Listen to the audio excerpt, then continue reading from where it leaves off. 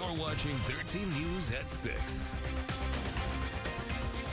Good evening and welcome into the News at 6 as we are cleaning up in cleanup mode from severe weather that probably had you awake quite a bit of the night. We have team coverage coming up. So many facets of this storm and the aftermath to share with you. In the meantime, Jeremy's talking about the heat outside right now. It is very warm, and you certainly can feel that out there tonight. Hi, Dave and Melissa. We have triple-digit heat index values for most spots right now. Tomorrow should be just as hot, and we have more storms on the way. We also had triple-digit wind speeds last night in some spots. Look at this, 113 miles per hour at Salina. That's at the airport. That's an official observation. It's not an estimate or somebody looking out and guessing. That's an exact number. 111 miles per hour in Gypsum last night, 80 miles per hour just south of town there, 80 near Tampa, 90 miles per hour for Lincolnville, 80 miles per hour near Wilsey. Then we had the tornado warning heading over toward Council Grove. Not sure if it touched down or not. Haven't heard of any tornado damage, but certainly a lot of damage. Melbourne, 75 miles per hour, and around Shawnee County, gusts at least 65, but probably gusting close to 80 in town, 70 miles per hour in Perry as well. So many spots dealing with the extreme winds. Right now it's mostly sunny. We have no rain in the area right now, but could see storms moving in later tonight, mainly in areas from Concordia, Clay Center to the west, as some of this activity from near Hayes will start to fizzle out as it gets into northeast Kansas. So a severe weather risk tonight from Clay Center to the west, a severe storm risk tomorrow evening for all of the area. Your Fresh Alert 8-day forecast is coming up. Jeremy, thanks. And as many of you are well aware, Kansans are picking up the pieces today after severe storms hit our state overnight. We are seeing a lot of heavy damage out there. One family in the Barryton area woke up to find this. Their roof was gone. Colton Gordon described heavy gusts and rain that they could only compare to a tornado. It was louder than, like what they say, a freight train. It literally sounded like that. It was crazy. I don't even remember like getting out of the room, but I woke up and I got really lightheaded, about to throw up, and then it was just, yeah, everything's gone, all the glass, and then we went into the room to grab what we could, licenses, titles, whatever, cats, and then we just left. The National Weather Service has not confirmed any tornadoes overnight. Fortunately, all 5 people and 6 animals who lived in that home are okay. A symphony of chainsaws filled the air in many neighborhoods today as people cleared down trees and limbs. 13's Daisha Gear is live on your side tonight in one neighborhood near Lake Shawnee where people are coming together to pick up those pieces. Daisha, what'd you find? Melissa, the shock from the severe weather is still being felt by Topekans as they navigate a path toward recovery. What started off as a regular Monday night for Topeka resident Courtney Sturbins took a turn for the worst. Well, I've lived out in this community my entire life, and I've never experienced anything quite like last night. The culprit, Mother Nature, which continues to bring the unexpected. I'm going to guess maybe a little after midnight, and the sirens on our WIBW app actually started going off on my phone, and our 16-year-old comes running in saying, "Tornado sirens are going off, Mom." And it was maybe 5-10 minutes after that, just this crazy pressure in the house, and this noise that sounded like that train, you know, that you hear people talking about. I've never experienced that. It's a sound that would stick with Sturbins and her family, considering the impact it brought to her home. I ran up to the top level of the house to look out my 18-year-old daughter's bedroom window and saw that there was a tree right there. There's not normally. And then it just kind of progressed, and we came out once the rain let up and saw this. But Topekans are moving forward a day after the storm. It was something else. Didn't know what was going on actually. But today, looking at this, that's actually the neighbor's tree ripped all off. And I bet the winds were, what, 90 miles an hour, I bet. Although it is impossible to escape hardships brought by nature, residents aren't letting their good deeds go to waste by offering a helping hand to fellow neighbors. One chainsaw at a time. It just shows how we can come together, we can get along in times of trouble, put our differences aside, make sure everybody's safe, has what they need.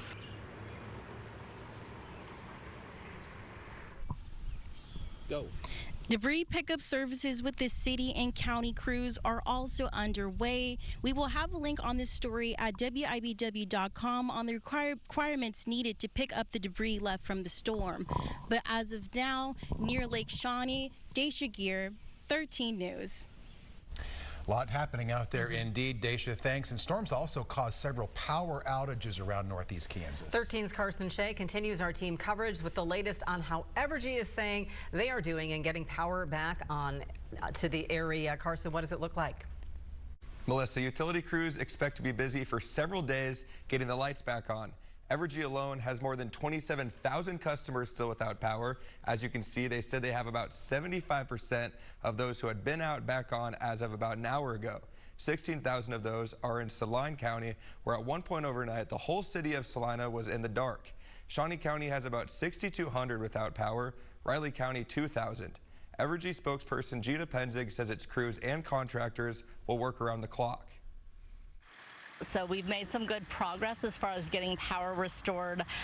Things slow down a little bit after you get through that initial chunk because these are the jobs that usually take a little bit more work or maybe have fewer customers on each repair. Evergy has been working non-stop to restore power around northeast Kansas after Monday's storms. They'll be coming in a few hours to rest, and new folks are already out in the field helping. So the crews are out working 24/7 until we get everybody back on. Topeka resident Carla Pasley is one of the many people affected. It's been out since 2 o'clock this morning. Had to use a flashlight to take a shower, but you know, just got to make do with what you got. But she says her neighbors have rallied together to help each other. Neighbor over here, her trees constantly are dropping huge branches.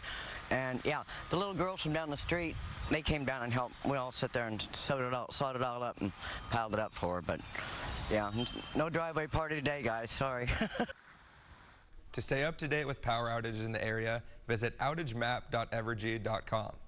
Carson, appreciate that update. The storms also have several Shawnee County roads closed tonight. Here's one of them right here, southwest Indian Hills between 37th and Ambassador Place. The county says rushing water from the storm caused a crossroad culvert to fail there. Crews are working to determine the extent of the damage. Similar situation is also playing out and has southeast Downing Driver Road closed between 27th Street and Burton Terrace in the Tecumseh area. And Carlson Road at Northwest 39th was closed all day because of a fallen utility pole there. Elsewhere, K-18 is closed between K-99 and K-177 in Wabaunsee County, also due to flooding. A lot of that water out there took our roads certainly very suddenly overnight. Flash flooding hit the capital city in a lot of different areas. 13 News was on the scene early this morning for one water rescue. Take a look. 2 cars stalled near 29th and South Kansas under the railroad bridge there. One of the cars had 2 occupants. They got to dry land on their own before first responders even arrived. Topeka police say an officer spotted that second vehicle submerged after the driver tried to get across all that water. 5 people crawled on top of the car. They waited for a rescue raft to reach them. We were going down this, it was about a foot tall, you know, water. We're in a Honda Accord, you know, not thinking anything of it. Went down, next second later, car takes float.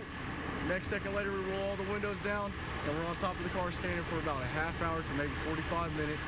And the car is fully submerged now, and I'm telling you, the roof was full of water by the time the boat got there. Overnight, police and fire crews had about 100 calls total. One of the firemen even told us that even getting here was a battle because a lot of the roads on the way were flooded, so they had to find a way around.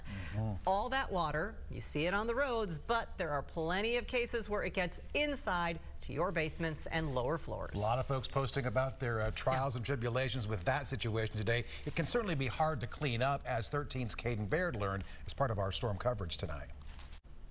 That's right, David. Last night's rainfall left multiple homes and businesses flooded with water. I talked with one warehouse manager here in the city who said her employees were having a full meltdown when they saw the amount of water that got inside. That is the sound of a dehumidifier, a noise that a lot of Topekans are going to be hearing for the next couple of days as they deal with the flood damage in both their homes and businesses. And when I talked to a local service company helping Topekans with flooding, they said this storm was as bad as they've seen all year. It's the worst one this year because there was so much rain so quickly in such a short amount of time that it was overwhelming. The lack of electricity in some parts of the city was one factor. the power outages all over Topeka, they cut off the sump pumps, so the sump pumps couldn't be doing their job to be keeping the basements dry. And it's not just a few homes and businesses affected by the torrential rainfall. Oh boy.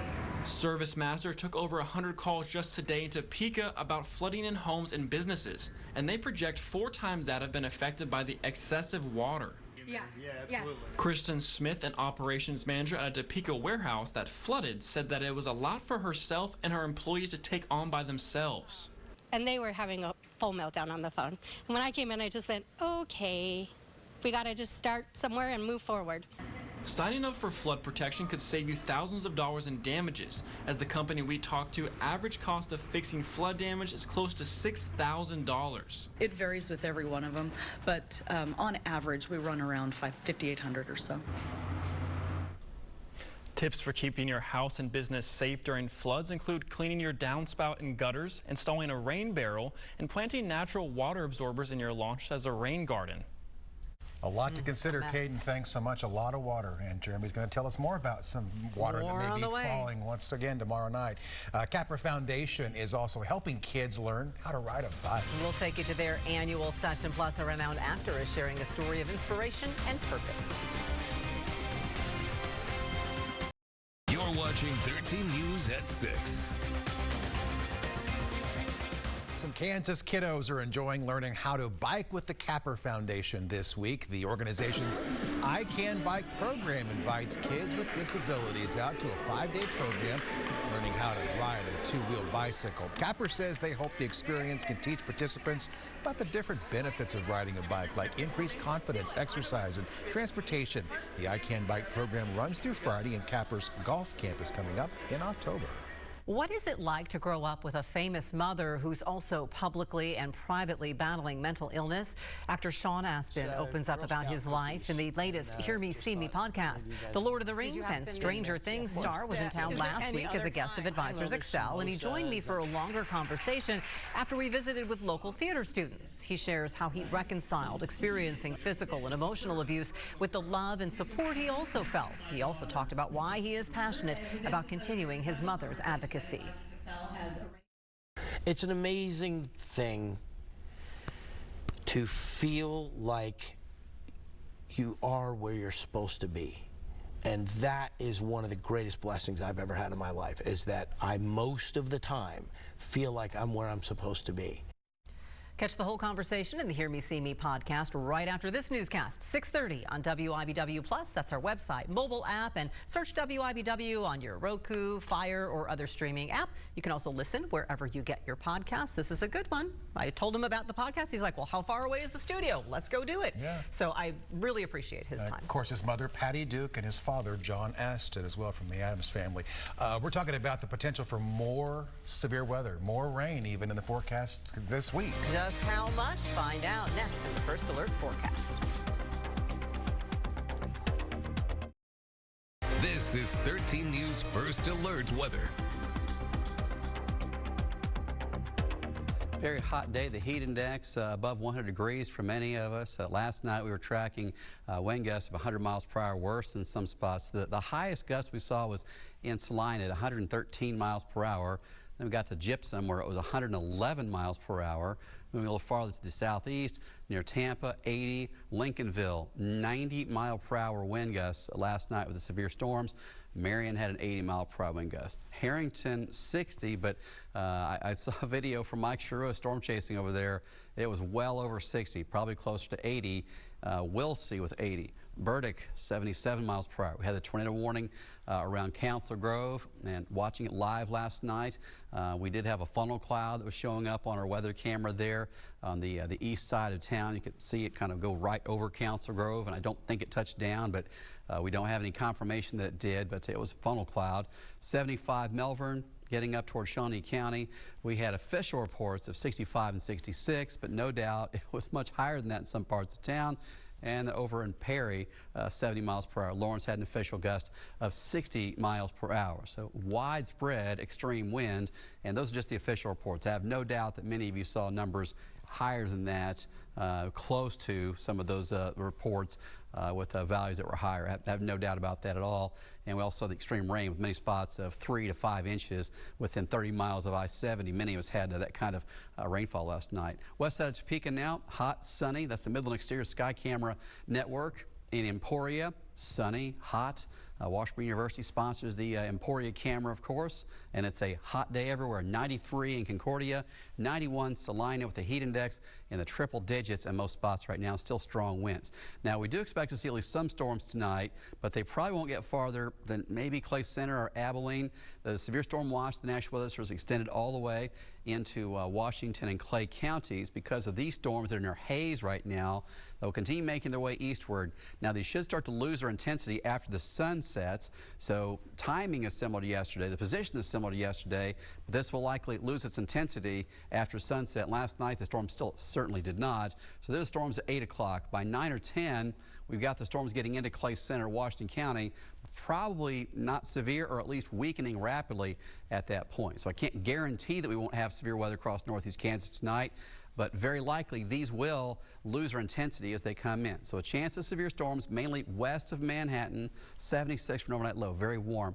93 tomorrow. We'll see storms developing in the heat of the day again tomorrow. Highs in the 90s, heat index values triple digits. And as we get close to 5 or 6 p.m., watch what Supercast does. It erupts a line of storms from the heat of the day close to Topeka, right along the turnpike, really. But this could be off by a few miles or it could be off by a few hours. But just note that we have a significant risk of severe weather. This time it won't be to the west. It'll be right over northeast Kansas tomorrow and the hottest part of the day and the early evening. Thursday has a slight rain chance, still hot. Friday, lower humidity and 86. Nice. A former Silver Lake softball player was named one of the best junior college players in the nation today. We'll tell you who that is. Plus, as the World Cup draws near, several Chiefs players want to watch the action. Sports is next.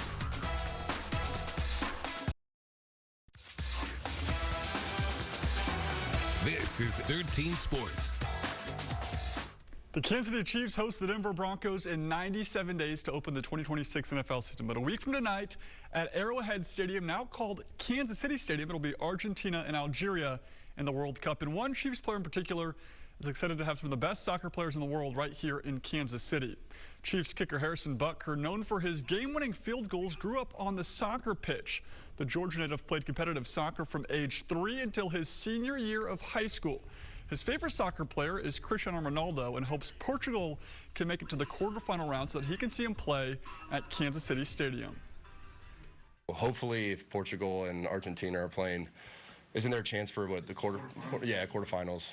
I'm sure ticket prices will be up there, but I'd love to see Ronaldo in his probably last World Cup. Whether I'm in there in the stadium watching it or just on TV, you know, to see these top world-class athletes from across the world playing in Arrowhead Stadium, and, you know, we only have a couple more years here, will be awesome to see.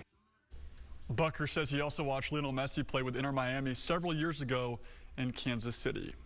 In other sports news, KU baseball coach Dan Fitzgerald was named Perfect Games National Coach of the Year today. He's the first National Coach of the Year in program history. He was also named Big 12 Coach of the Year in back-to-back seasons. Fitzgerald helped the Jayhawks to back-to-back years with at least 20 conference wins for the first time ever, and KU is the only team in the country to finish with at least 45 wins, 20 conference wins, and 20 road wins. And Silver Lake native Cabrin Kruger was named to the National Junior College Gold Glove team this week. Kruger finished her sophomore year at Hutchinson Community College, where she played softball for the Blue Dragons.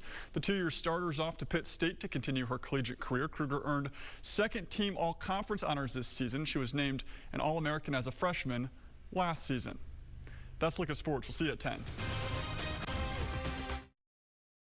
This is 13 News First Alert Weather. Watching severe storms in central Kansas making their way to the east. This should not be like last evening at all. But we have this line of storms getting to areas like Concordia, Clay Center, Marysville around 10 p.m., maybe 11, and weakening quickly. So we could see severe weather as far as Clay Center, Abilene, probably not getting to areas like Topeka, Manhattan. But tomorrow after 5 p.m., severe weather could be widespread with a heat index still above 100 tomorrow. Warm. Very warm. Indeed. We'll get you caught up as well early before 10 o'clock on the Night Beat, streaming from WIBW Plus at 8:30 tonight. Keep watching the streams right now. Our conversation with Sean Astin is next. Get the latest news, weather, and sports at WIBW.com. Thank you for watching 13 News, winner of the 2025 Regional Mural Award of Excellence in Innovation.